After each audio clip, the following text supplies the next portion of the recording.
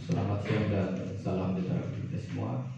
Yang kami hormati Pak Ketua DPRD Kota Yogyakarta, Bu Wakil, Pak Ketua Komisi D, Bapak Ibu pimpinan anggota DPRD Kota Yogyakarta, Bapak Ibu tamu undangan dari OBD, Kementerian, dan dari unsur kepolisian Polresta Kota Yogyakarta. Alhamdulillahirrahmanirrahim. Pada kesempatan siang hari ini, sebagaimana jadwal yang telah kita sepakati di forum Komisi D tentang kajian penanggulangan kenakalan pelajar remaja, di mana kajian ini menjadi bagian dari peran penting dari Komisi D sebagai inisiator di dalam rangka mengambil kebijakan-kebijakan strategis terkait dengan penanggulangan kenakalan remaja atau sering kita kenal dengan istilah KLITI. Nah, sebagaimana pembahasan atau diskusi kita di Komisi C perlu kami laporkan, Komisi D, bahwa ada beberapa undangan. Kemudian ketawa.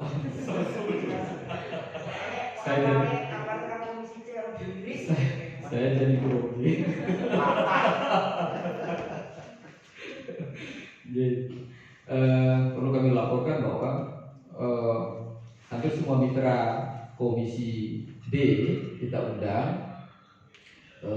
Yang memang lewat itu adalah BNN, ya, karena memang beliau kan hierarki ya, sama Kemenak, itu adalah menjadi bagian juga sebenarnya Komisi D. Selain itu dari Desra, Dinsos, kemudian kebudayaan, pariwisata, setelah kita kaji ternyata semua 8 mitranya Komisi D itu ternyata berhubungan semua dengan isu TT ini kan gitu.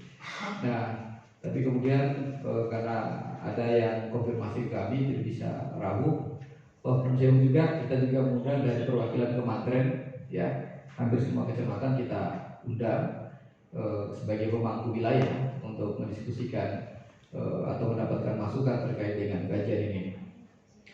Baik, Bapak Ibu semua, untuk mempersingkat waktu, kita minta mohon izin Ketua Komisi B untuk memberikan pengantar sekaligus membuka acara GD pada siang hari ini. Waktu dan kesempatan kami persilakan. Terima kasih. Bismillahirrahmanirrahim. Assalamualaikum warahmatullahi wabarakatuh. Selamat siang dan salam sejahtera untuk kita semua.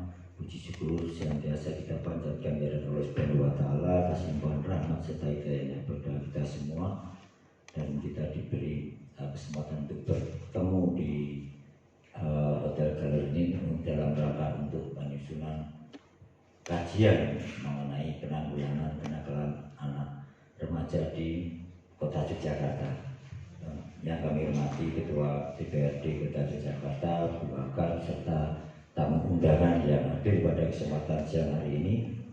Terima kasih atas kehadirannya, dan pada kesempatan ini kami dari Komisi D memang mengharapkan untuk adanya suatu kajian, yaitu mengenai kelebihan anak-anak yang kelebihan energi di Kota Yogyakarta yang diartikan kenakalan remaja dan yang paling serem kritik seperti itu. Kita ketahui bersama bahwa memang hal seperti itu baru salah satu kegiatan yang negatif dari remaja-remaja kita yang ada di Kota Yogyakarta.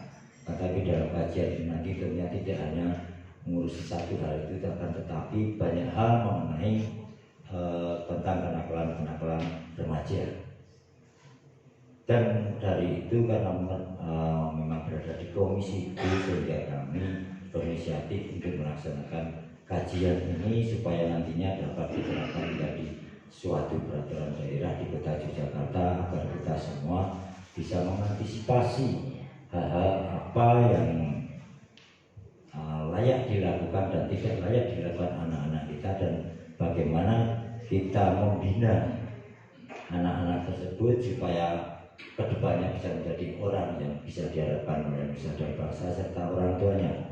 Jadi tentunya orang tua anak itu harusnya bisa mempunyai pemikiran, bisa berguna untuk dirinya sendiri, lingkungannya, keluarganya serta agama dan negara. Untuk itu marilah dalam FGD kali ini kita tuangkan bersama apa yang menjadi pemikiran-pemikiran kita mengenai anak-anak tersebut, karena kita mungkin masing-masing mempunyai anak-anak usia seperti itu ya. Nah, sehingga janganlah anak-anak yang seperti itu dianggap seperti musuh atau momok, tapi bagaimana kita joling ngomong seperti itu, bagaimana dan kita mengarahkan anak-anak tersebut untuk bisa berguna untuk masa depan dirinya sendiri dan lingkungan serta yang lainnya.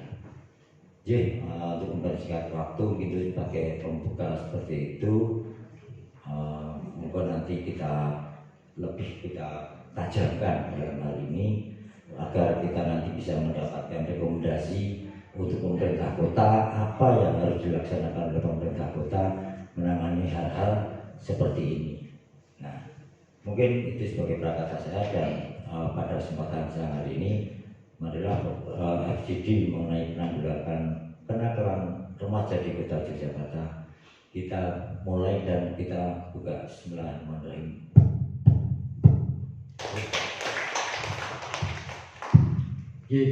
Matur suwun Pak Ketua Komisi D yang telah memberikan pengantar sekaligus membuka acara FGD pada siang hari ini. Bapak Ibu yang kami hormati, di hadapan Bapak Ibu semua sudah ada slide ya, materi.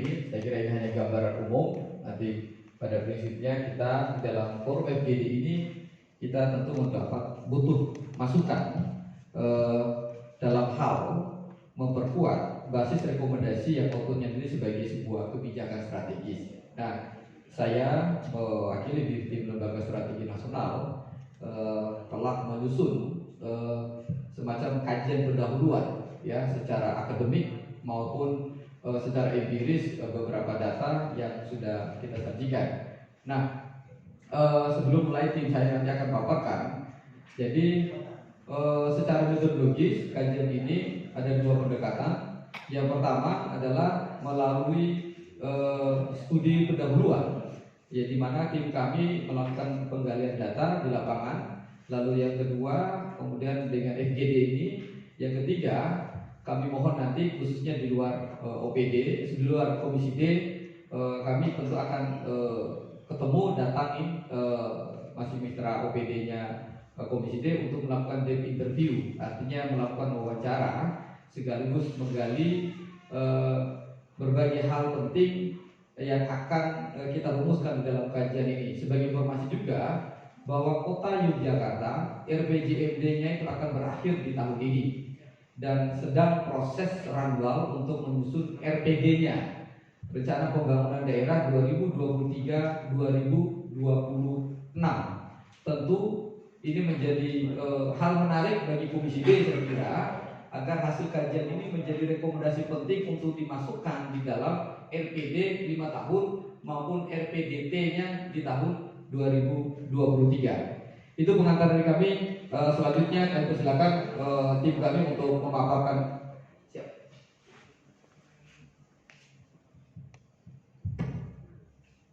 Ya, mohon maaf interupsi sebentar. Terkait dengan bahwa FGD ini sebuah langkah strategis atau langkah output yang akan kita harapkan nanti ada kesinambungan. Artinya saat ini kami melihat belum ada dari OPD Sarlangga.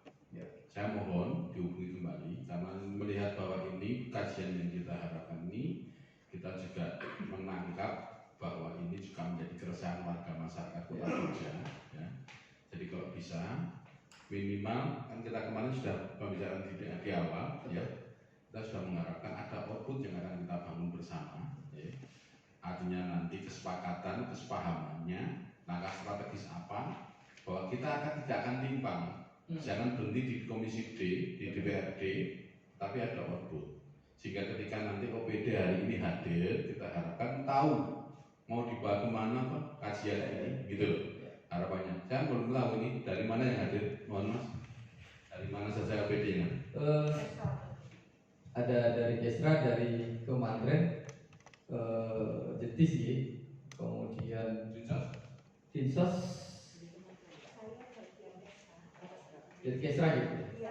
Dinsos belum hadir, Distik juga, kita juga sudah undang juga. Izin. Ya, oke. Artinya begini nanti, karena ini saya melihat ini bagaimana pemerintah hadir di dalam keresahan masyarakat. Ini kan faktor keamanan. Banyak program sudah muncul di kota. Tapi ketika ada acara GD gini aja, yang kita harapkan sebagai pemangku kepentingan utama nanti pelaksana kegiatannya kan OPD, bukan kita. Nggak hadir, kan gitu. Kalau begitu nanti ya silakan ketua ambil tindakan ketua komisi. Sehingga nanti tidak seperti ini lagi. Kita mau kajian hari ini kalau bisa menjadi kajian selesai outputnya kemana kita bawa, kita tahu semua gitu. Artinya jangan kita berpikir seolah-olah kita ini legislatif eksekutif beda. Gitu saya nggak mau itu. Saya maunya ini besok lagi luncurkan teguran. Jadi kami harapkan karena ini kajian ya kita harapkan bisa pengampunya itu beda. Ya. Ya, terima kasih masukan Pak. Jadi memang setelah melihat kondisi hari ini, kami akan bekerjasama Komisi D. Kayaknya secara psikologis memang kita harus diundang oleh Komisi D. Kami siap fasilitasi nanti untuk itu. Tapi tempatnya dipinjam gedungnya komisi. Jika berkenan itu nanti kita siapkan lagi. Nanti sekaligus paparan awal untuk laporan pendahuluannya. Nanti sekaligus mengundang lagi OPD yang tidak sempat hadir pada kesempatan. Gimana Pak? Kawan-kawan itu. Pak Ketua Komisi? Yang diundang selain Kesra, perwakilan Kementerian. Seluruh mitranya Komisi D juga undang, selain BNN sama Kemenak. Oh ya, berarti masih banyak yang diundang. Sama yang besok saya mengusulkan itu yang dari BPJS. Di dalam pembicaraan kita kemarin kan kita sampaikan bahwa ternyata korban ya itu tidak bisa tertangani oleh jaminan kesehatan. Ini loh. Makanya bagaimana jangan kita mengambil rule-nya, tapi ngambil polisinya, gitu lah harapannya itu. Izin Pak, kemarin kita coba komunikasi dengan teman-teman Dinkes juga. Pengambil kebijakan Dinkes Pak. Usernya ini kan ternyata BPJS bukan pengambil kebijakan ternyata. Dinkes itulah pengambil kebijakan sama Dinsos itu pengambil kebijakannya. Setelah kita lihat di organisasinya gitu. Izin Pak, gitu? Ya. Boleh kita mulai Pak? Boleh. Monggo waktu dan kesempatan kami persilakan diberikan untuk paparkan. Bismillahirrahmanirrahim. Assalamualaikum warahmatullahi wabarakatuh. Yang kami hormati Bapak Ketua DPRD Kota Yogyakarta, Pak. Yang kami hormati Ibu Wakil Ketua, yang kami hormati Ketua Komisi D, yang kami hormati seluruh pimpinan dan anggota DPRD Kota Yogyakarta, yang kami hormati perwakilan dari perangkat daerah yang menjadi mitra dari Komisi D. Baiklah, pada kesempatan pada siang hari ini kami diberi kesempatan untuk memaparkan hasil riset kami tentang penanggulangan kenakalan remaja, dalam hal ini merupakan pelajar di Kota Yogyakarta. Baik, dilihat dari visi misi Wali Kota Yogyakarta ini ada 3 visi misi dalam RPJPD-nya yang menyangkut penanggulangan kenakalan remaja. Yang pertama yaitu mewujudkan Kota Yogyakarta yang nyaman dan ramah lingkungan. Yang kedua yaitu mewujudkan masyarakat Kota Yogyakarta yang bermoral, beretika, beradab, dan berkebudayaan. Yang ketiga yaitu mewujudkan Kota Yogyakarta yang aman, tertib, bersatu, dan damai. Ini red ya, jadi ini masih menjadi tanda tanya bagaimana arah kebijakan Wali Kota Yogyakarta dalam hal mewujudkan 3 visi misi yang terdapat dalam RPJPD 2005-2025.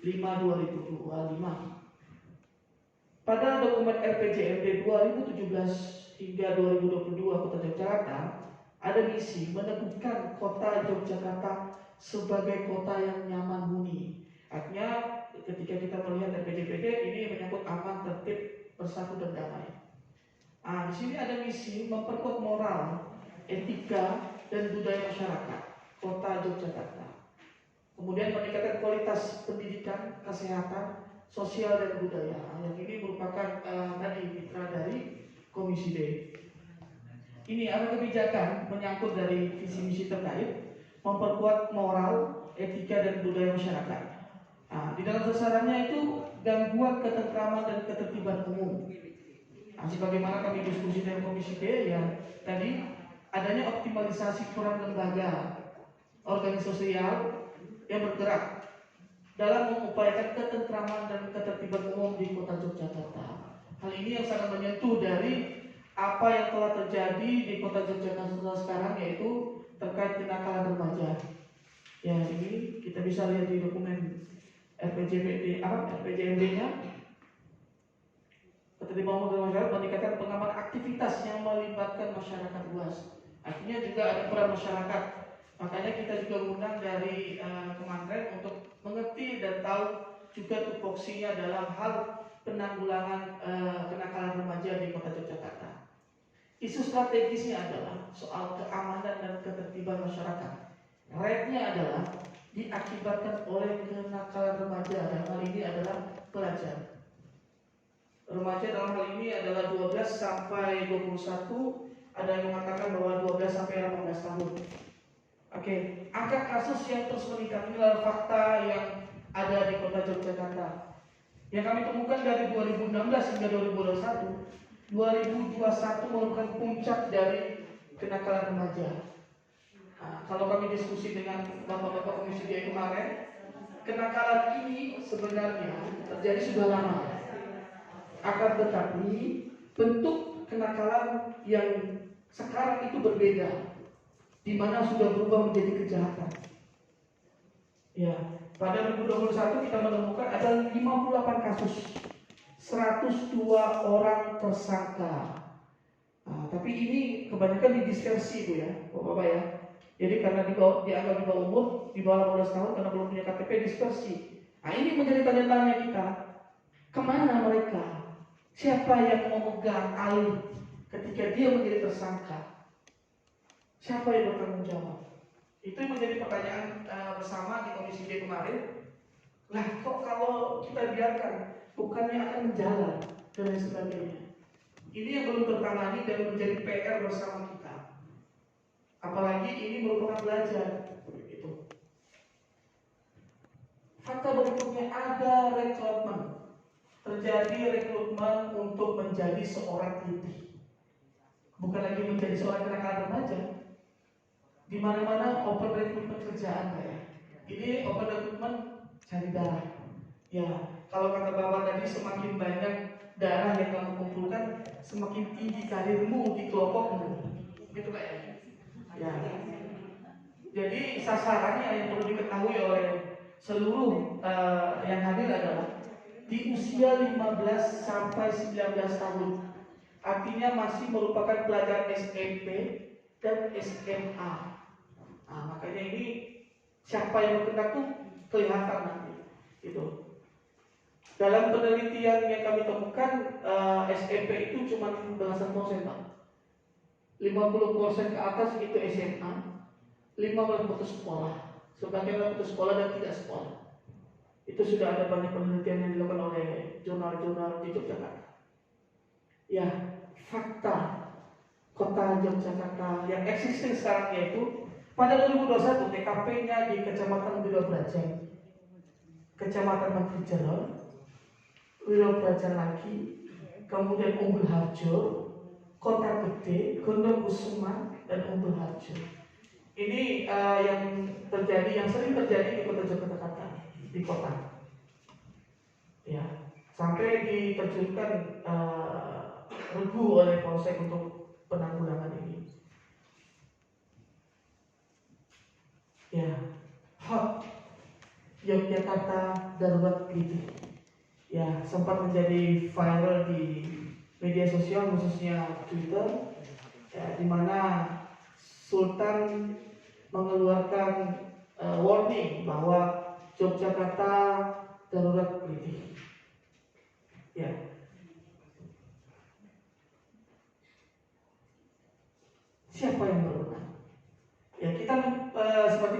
diskusikan dengan Komisi D sebelumnya bahwa ada 3 momentum di dalam perilaku atau kejahatan ini.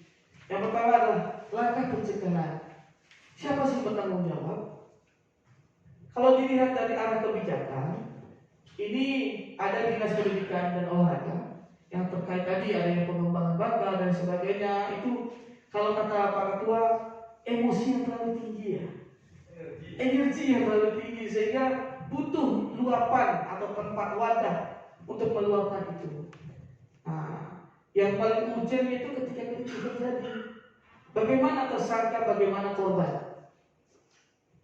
Nah, seperti kata Bapak tadi, lah, nek jadi korban tidak, ini orang nggak mampu, tapi rumah sakit tidak mengcovernya atau BPJS atau apapun itu, tidak sedikit pun ikut membantu. Pihak-pihak itu kemana? Gitu. Toh ini bukan yang dia inginkan. Ini bukan saja kenakalan, tapi sudah masuk kejahatan yang diakibatkan oleh kurangnya perhatian. Kita tidak bisa menyalahkan saat anak itu, tidak juga bisa menyalahkan satu pihak. Kita harus melihat apa yang membuat dia seperti itu. Mungkin itu yang menjadi pertanyaan kita bersama. Di mana bimbingan terhadap anak yang sudah menjadi kewajiban dari tim sos juga, menjadi kewajiban dari perlindungan anak, dan gitu. Ya, ketika keliti yang berwenang adalah Dinas Kesehatan, Dinas Sosial, Kesra. Kenapa kita menaruh Kesra sini? Karena di sini ada satu langkah yang membutuhkan kinerja dari Kesra untuk mengcover ketika keliti itu terjadi. Kemudian Dinas Kebudayaan. Kalau kita masukkan Dinas Kebudayaan ini terkait dana IS, bagaimana dana IS itu tercover atau dapat menjadi cover ketika korban ini berjatuhan atau menjadi yang dirawat di rumah sakit pasca keliti. Pasca keliti ini siapa yang bertanggung jawab? Yang pertama, Dinas Sosial. Ya, jadi dari ketiga ini yang paling urgent itu adalah tugas atau tupoksi dari Dinas Sosial. Sangat banyak kalau dalam fungsinya itu banyak sekali terkait dengan penanggulangan kenakalan remaja, termasuk recovery. Korban dan tersangka itu butuh recovery. Gitu. Kemudian Dinas Pemberdayaan Perempuan dan Perlindungan Anak. Ya, karena anak tadi umur 12 sampai dengan 17-18. Kalau dalam hukum sebelum 18 tahun dia masih dikatakan anak-anak. Makanya polisi kewalahan, ini mau dibawa kemana? Bingung. Ini masukkan penjara nggak bisa karena ada undang-undangnya. Dilepaskan begitu saja, besok begitu lagi. Jadi memang tidak bakal selesai kalau tidak ada integrasi atau sinergisitas antara beberapa lembaga untuk menyelesaikan ini, gitu. Kemudian Dinas Kesehatan. Dinas Kesehatan ini juga menyangkut recovery. Bagaimana soal kesehatan korban setelah pasca keliti ini? Karena ini berkepanjangan, gitu ya. Ya, ini terkait dengan usulan Komisi D yang mana tugas dan fungsinya adalah legislasi, pengawasan, dan penganggaran. Yang merupakan mitra kerja dari DPRD, Komisi D khususnya, yaitu pertama bagian Kesra, yang kedua Dinas Pendidikan Pemuda dan Olahraga, yang ketiga Dinas Kesehatan, yang keempat Dinas Sosial, Tenaga Kerja dan Transmigrasi, yang kita ambil sini Dinas Sosialnya Pak ya. Yang kemudian Dinas Kebudayaan, Kunda Kebudayaan. Yang keenam Dinas Perpustakaan dan Kearsipan. Yang ketujuh Dinas Pemberdayaan Perempuan, Perlindungan Anak, dan Pengendalian Penduduk dan Keluarga Berencana. Yang kedelapan RSUD. Yang kesembilan Kantor Kementerian Agama. Yang ke-10 yaitu BNN. Ini adalah merupakan mitra dari Komisi D Tapi ada beberapa yang kita tidak masukin sebagai lembaga yang ikut serta dalam penanggulangan kenakalan remaja atau dalam bentuk keliti ini. Ya, di dalam kesimpulan saya begini Pak, keliti itu merupakan agresivitas yang disebabkan oleh lingkungan keluarga, lingkungan pendidikan, dan juga lingkungan sosial. Kalau kata Pak Ketua kemarin, Pak Ketua Komisi bahwa anak muda sekarang butuh pengakuan. Jadi perlu ada wadah untuk pengakuan pada dirinya. Cuma sebatas juara lomba tenis meja aja, sak kampung harus ngerti begitu. Nah, inilah wadah-wadah yang harus kita ciptakan untuk mencegah penanggulangan atau untuk mencegah kenakalan ini. Catatan kedua yaitu mereka yang melakukan keliti bukan hanya merupakan tersangka, tapi juga mereka adalah korban. Ya, saya kira itu saja catatan dari kami yang kami temukan. Sekian dari saya. Assalamualaikum warahmatullahi wabarakatuh. Ya, terima kasih Mas Alam yang sudah melaporkan data awal dari riset atau kajian kami lakukan. Nah, pada prinsipnya ini penegasan kembali. Kenapa tadi kami sengaja memaparkan bahwa memang kemarin diskusi di Komisi D ya Pak ya. Memang kalau dilihat urusan keliti ini tidak ada pada satu domain institusi saja, ada banyak. Belum lagi kita hitung soal bagaimana Kamtibnasnya, ada Satpol PP, ada teman-teman dari kepolisian, saya kira juga terlibat. Tapi biar ini menjadi fokus, menjadi domain karena ini adalah inisiatif dari Komisi D sebagai inisiator untuk melakukan kajian sehingga kita fokus pada kelembagaan, mitra kelembagaan kita. Selanjutnya kami ingin dengar dari Kesra dulu Pak, mohon izin ya Pak, dari Kesra, karena setelah kita membaca dokumen di RPJMD, kemudian di perencanaan, visi besar memang wali kota, pemerintah kota punya komitmen. Tapi kita ingin lihat bagaimana pengejawantahan terhadap visi tadi, walaupun sudah akan berakhir di tahun ini, gitu. Semoga dari Kesra kita butuh masukan soal ini. Kita sebutkan nama nanti dari tidak apa.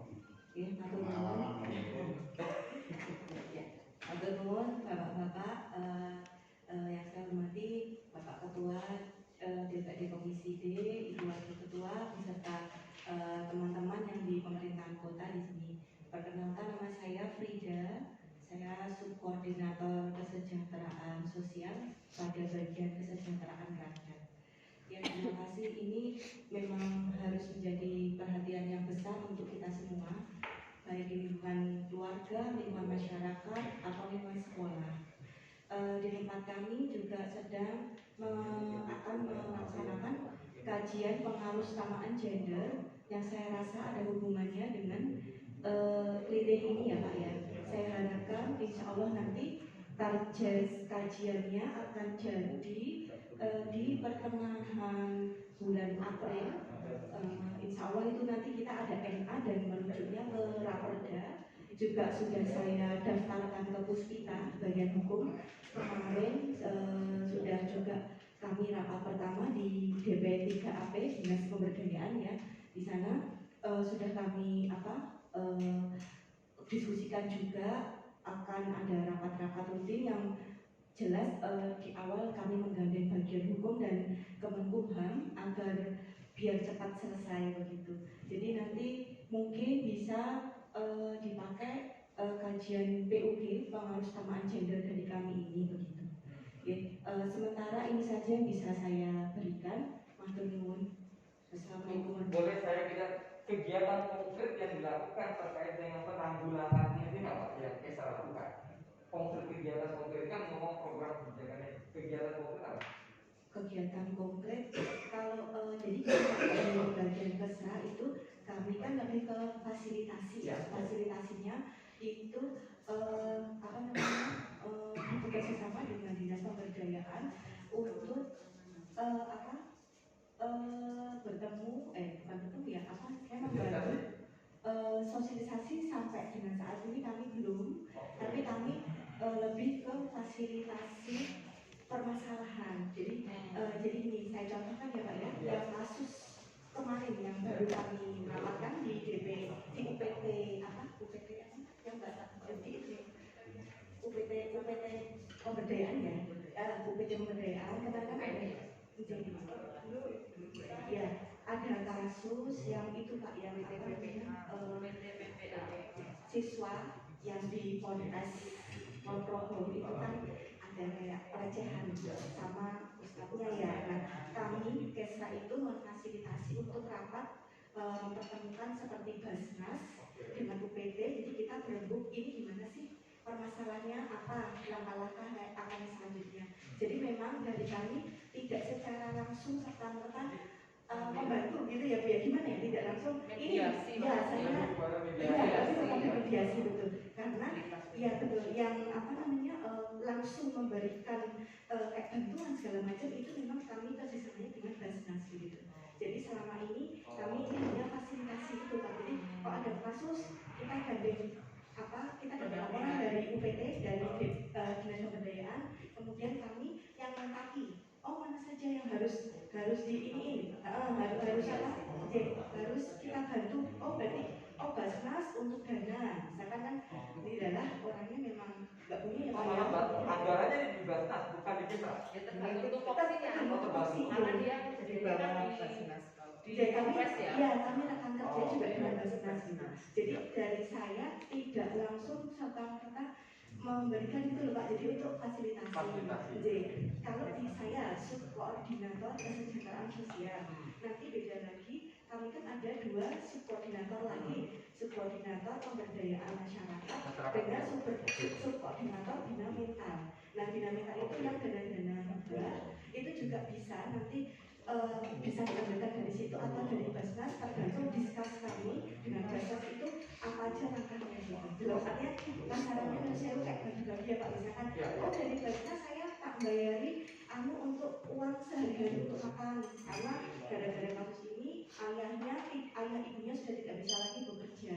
Seperti itu memang kenyataannya begitu ya Pak yang kemarin. Kalau fungsi fasilitasi model koordinasi antara dinas OPD untuk dalam hal mitigasi pencegahannya ada nggak modelnya? Ini kan pada saat terjadi itu kan. Nah, proses mitigasinya, pencegahan, kita kan bicara penanggulangan. Ya apa yang dilakukan modelnya? Mungkin bisa kasih gambaran. Kalau pencegahannya belum ada Pak, jadi sosialisasi ya. Cuma memang sampai dengan saat ini, menurut saya ini kan saya juga baru ya Pak, jadi subkoordinator ini. Gitu. Jadi saya tahunya juga baru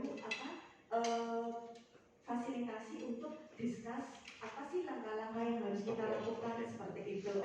Basnas siap menanggung ini utang dengan konteksnya ternyata siswa ini mau keluar tapi nunggak pembayaran nanti dari Basnas. Sehingga nanti mungkin bisa dikeluarkan dari dana hibah untuk biaya sehari-hari seperti itu Pak.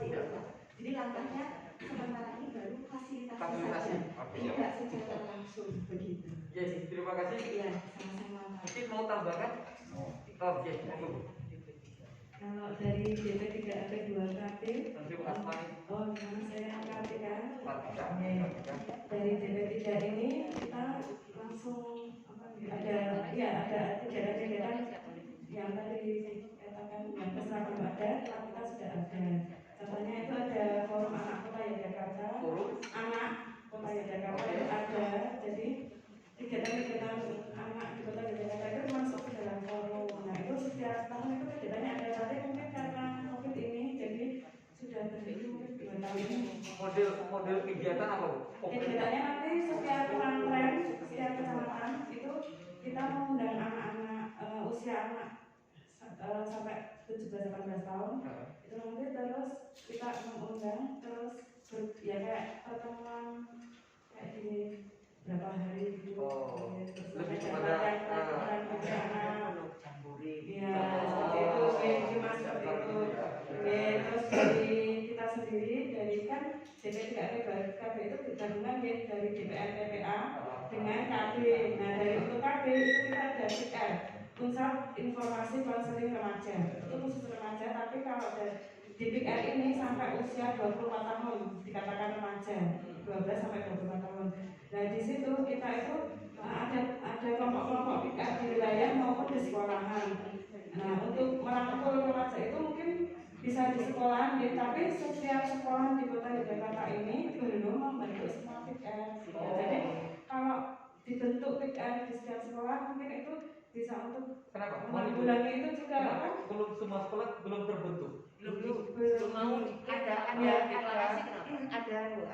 sejarahnya. Kalau sekolah-sekolah ini belum membentuk semuanya PKR. Justru yang maju itu di sekolah swasta. Jadi PKR di sekolah swasta itu malah lebih maju karena mereka bebas membentuk. Dulu ada kayak aturan yang tidak tertulis, terus terang saja. Dinas Pendidikan Pemuda dan Olahraga pada saat itu namanya Dinas Pendidikan itu belum menyetujui kalau PKR itu dibentuk di sekolah-sekolah karena yaitu itu di luar bisa. Katanya kan kalau PKR itu mungkin tahunya tuh tentang reproduksi, padahal kita tuh pas gitu loh.